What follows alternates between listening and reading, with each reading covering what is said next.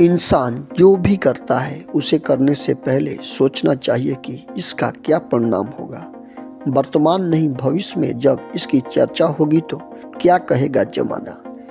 मैं आप सभी को आज से 15 साल पीछे लेकर चलता हूँ, जब ऑस्ट्रेलिया की टीम केवल जीतना ही जानती थी। चाहे कुछ भी करना पड़े कोई भी फर्क नहीं पड़ता। ऑस्ट्रेलिया की टीम साम दंड भेद यह तीनों हथियार अपने साथ लेकर के चलती थी। ऑस्ट्रेलिया के खिलाड़ी अपने देश में और भी चालबाजी चलते थे। यह वह दौर था जब ऑस्ट्रेलिया केवल जीतना ही जानता था। मैं आप सभी को उसी दौर की ऑस्ट्रेलिया की धरती पर खेले गए शर्मनाक मैच की कहानी सुनाने जा रहा हूँ।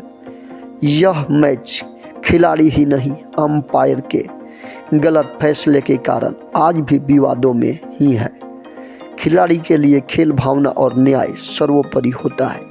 इस मैच की कहानी विस्तार से सुनाने से पहले आपसे निवेदन करता हूं कि आप इस वीडियो को एक लाइक और चैनल को सब्सक्राइब करके चैनल को ग्रो करने में मदद कीजिए। यह कहानी 2008 के उस सीरीज की है जब टीम ऑस्ट्रेलिया के साथ ऑस्ट्रेलिया की धरती पर 3 मैचों की टेस्ट सीरीज खेलने गई थी। पहला टेस्ट भारत 337 रनों से हार जाता है। अब दूसरे टेस्ट का समय आता है। भारत और ऑस्ट्रेलिया के बीच अब दूसरा टेस्ट मैच शुरू होता है। इस मैच में भारत की स्थिति करो या मरो की थी। ऑस्ट्रेलिया के कप्तान टॉस जीतकर बल्लेबाजी करने का फैसला लेते हैं। भारतीय गेंदबाजों ने अपना खाता खोलते हुए ऑस्ट्रेलिया के ओपनर बल्लेबाज को अपना पहला शिकार बना लेते हैं। आपको इसी मैच में मेरी कहानी का किरदार मिलने वाला है। पहला किरदार रिकी पोंटिंग मिलेगा, जो कि इस खेल के सारे नियमों को भूलकर अंपायर को भी अपने जैसा बना लिया था। जब रिकी पोंटिंग 17 रन पर थे तब सौरभ गांगुली की गेंद पर निक कर गए थे। उस निक की आवाज़ दर्शकों तक पहुंच गई, मगर यह ताज्जुब की बात थी कि अंपायर उस आवाज़ को नहीं सुन पाया। उससे भी शर्मनाक बात यह थी कि रिकी पोंटिंग अपनी जगह से टस से मस नहीं हुआ। भारतीय गेंदबाजों ने शानदार गेंदबाजी करते हुए ऑस्ट्रेलिया के 6 बल्लेबाजों को आउट कर दिया था।